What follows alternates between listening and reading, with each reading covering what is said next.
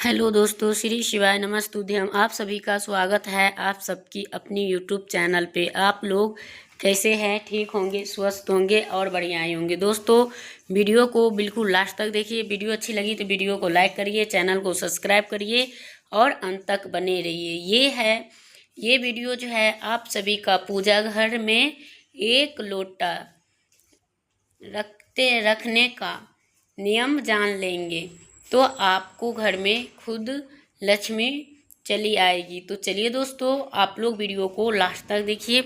Video अच्छी लगती है तो वीडियो को लाइक करिए और चैनल को सब्सक्राइब करिए। अंत तक बने रहिए क्योंकि आप लोग लाइक करना भूल जाते हो। अगर आपने लाइक करना भूल जाते हो, स्किप करके देखते हो, तो फिर जो बातें होती हैं महत्वपूर्ण वो आप तक के पहुंच ही नहीं पाते हैं। तो आप कैसे सोच सकते हो कि हाँ, हमें सारे यानी कि पूरी जानकारी हमें प्राप्त हो रही है और आप कोई उपाय कर रहे हो और आपका वो उपाय सफलता नहीं दिला रही है, तो उनका रीज़न यही है कि आप ही लोग हो।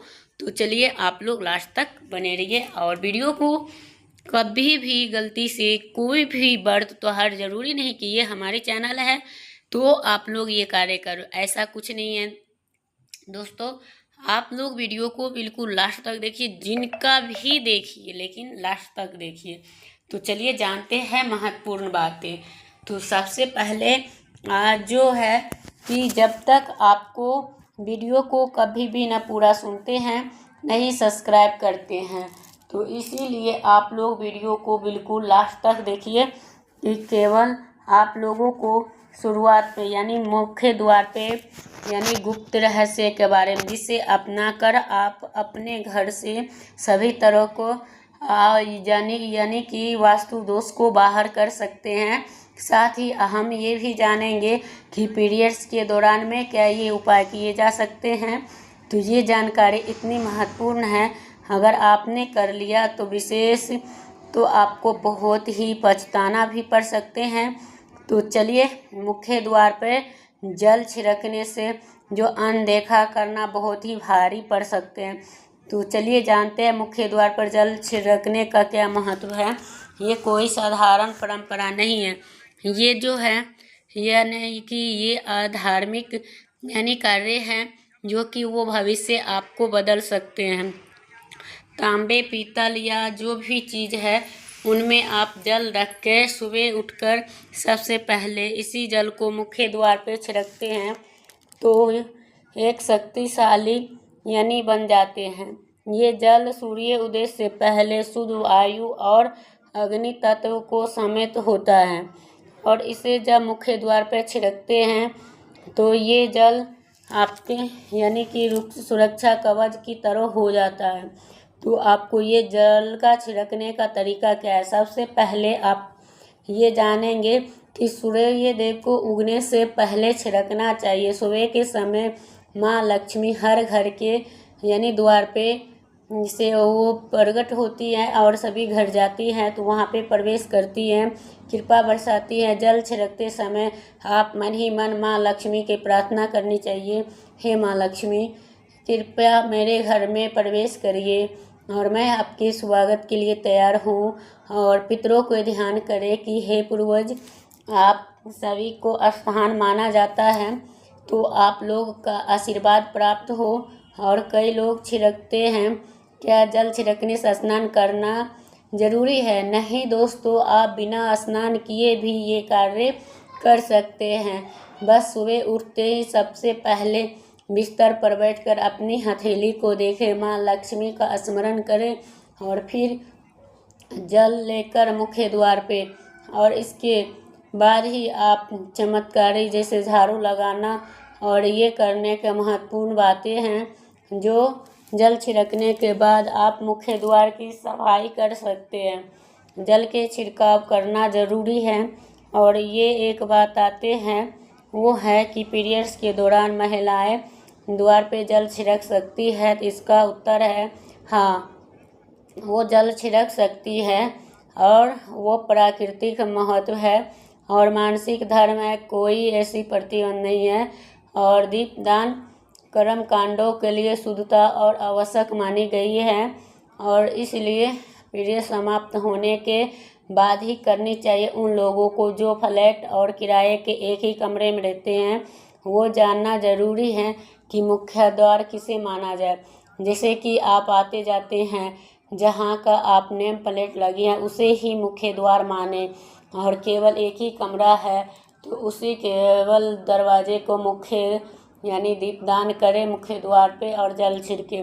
और जो जल मुख्य रखे हैं यानी कि जल कितना चमत्कारी हो सकता है, जब आप नियमित रूप से पूजा पाठ करते हैं, मंत्र जपते हैं, तो उसमें सारी ऊर्जाएं समा जाती है और उसको दैनिक जीवन में आपको उपयोगी ला सकते हैं। और उदाहरण के लिए कोई बीमार है, दवाई काम नहीं कर रही है, तो उसे इस जल के यानी बूंदे पिलाएं, इसे यानी कि दवाई का असर बन जाती है। और सभी सदस्य को थोड़ा थोड़ा जल पिए, इससे सकारात्मक विचारों का प्रभाव बढ़ेगा। और आपको कोई व्यापार है या दुकान है, वहाँ भी जल के छिड़काव करें और व्यापार में सफलता मिलती है, नकारात्मक ऊर्जा दूर होती है किताबों पे, और इसका जल के छिड़काव करने से लाभ मिलते हैं। कभी कभी शिकायत करते हैं यानी कि मंदिर में रखे जल में यानी कि या साफ प्लेट से ढक सकते हैं, और ये नहीं कि खुला रखें कि उसमें कीड़े मकोड़े पड़ जाएं। तो मंदिर में रखे जल को कभी भी व्यर्थ ना बहाएं, इसका सदुपयोग करें। बचे हुए जल को पौधे में डाल दें, इससे तो अगर आप लहसुन प्याज उपयोग करते हैं तो इस जल को खाने में उपयोग ना करें। दोस्तों, अब तक ये जल का महत्व और उपयोग के बहुत कुछ जान लिए। अब हम बात करेंगे मंदिर में घंटी बजाने की रहस्य के बारे में, जो चौंक जाएंगे। क्या आप जानते हैं कि घंटी बजाते समय एक छोटी सी गलती हो जाए तो पाप के भागी बन सकते हैं? क्या आप जानते हैं कि ताली बजाने से आपके खाते में दूसरे के पुण्य जमा हो सकते हैं? यह जानकारी इतनी महत्वपूर्ण है, इसे मिस नहीं कर सकते हैं। तो चलिए जानेंगे घंटी बजाने की, यानी कि जिससे समझना हर एक साधक को यानी आवश्यक है। वो जानते हैं कि घंटे बजाने का जो है सुखद ध्वनि ही नहीं निकलती, बल्कि एक ऐसी ऊर्जा का संचार होता है जो पूरे वातावरण को पवित्र बना देती है। हमारे शास्त्र में ये कहा गया है कि जो समस्त यानी साधनों को यानी जब तक प्रदान करते हैं तब तक आपको खाते में जमा हो जाते। ये कोई मामूली बात नहीं है, बल्कि एक ऐसा रहस्य है। मुनियों ने सहस नाम यानी के बात खोजती थी।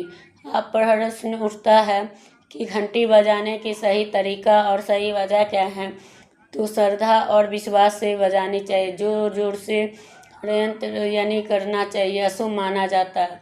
घंटी बजाने का सही शुभ समय जो माना जाता है तो वो सतर पर कि यानी कि करता है, और वो करना है और करते हैं। मैं ब्रह्म मुहूर्त में उठकर सर्वोत्तम होता है।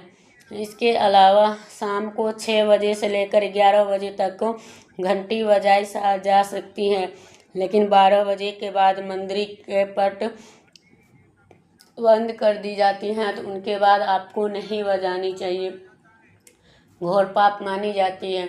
तो मंदिर बंद होने के बाद कोई लोग घंटी बजा देते हैं, ये बहुत बड़ी भूल है।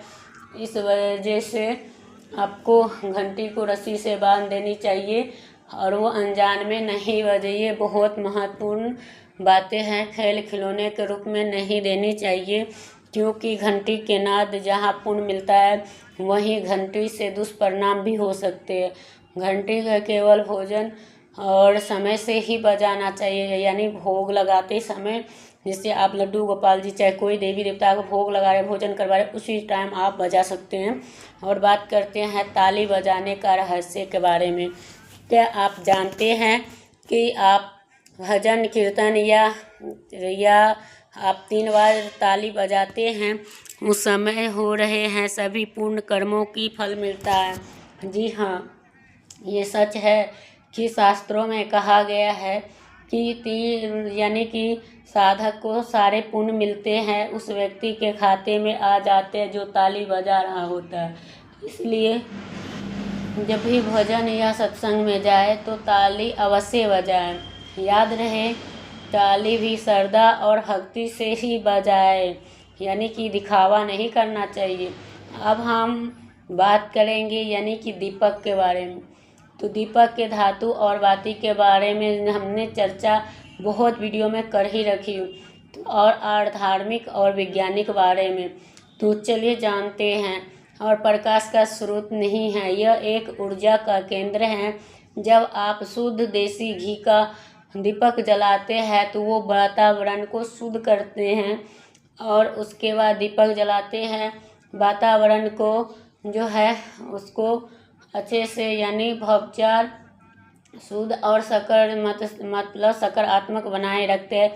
वही तिल के तेल का दीपक जलाने से वातावरण में सात्विकता आते हैं और नकारात्मक ऊर्जा दूर होते हैं।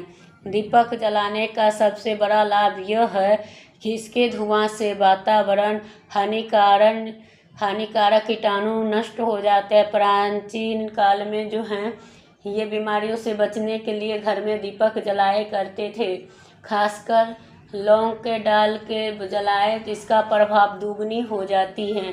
50 यानी संबंधित बीमारियों को भी दूर करते हैं। एक और महत्वपूर्ण बात, दीपक को कभी भी हवा के दिशा में ना रखें, ऐसी जगह रखें जहां हवा को प्रवाह कम हो, ताकि वो आसानी से ना बुझे। अगर बुझ जाए उसे फिर से जलाना चाहिए।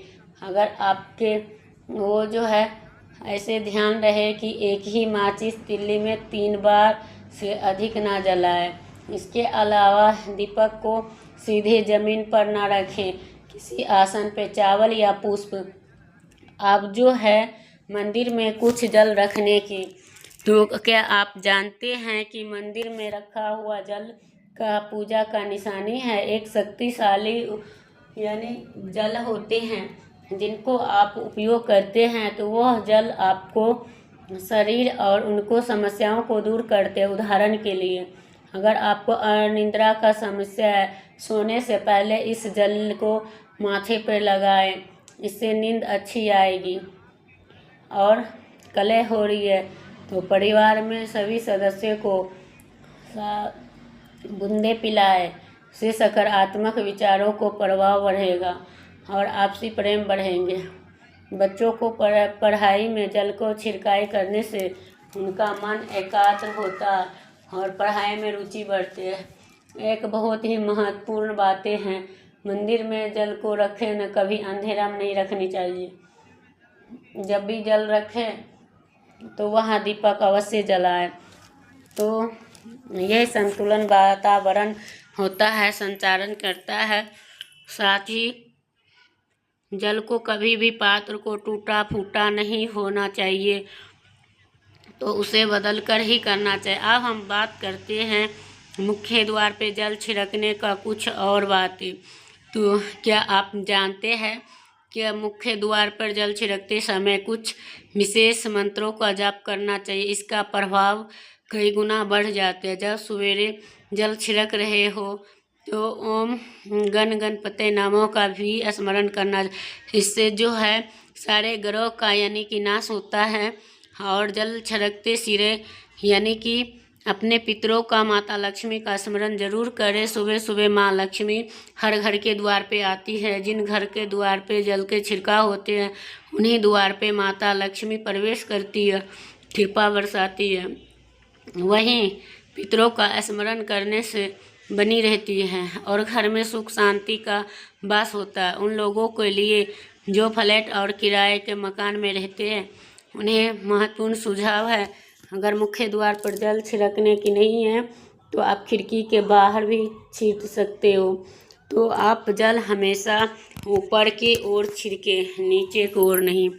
ऊपर की ओर छिड़कने से सकारात्मक ऊर्जा का प्रभाव बढ़ता है।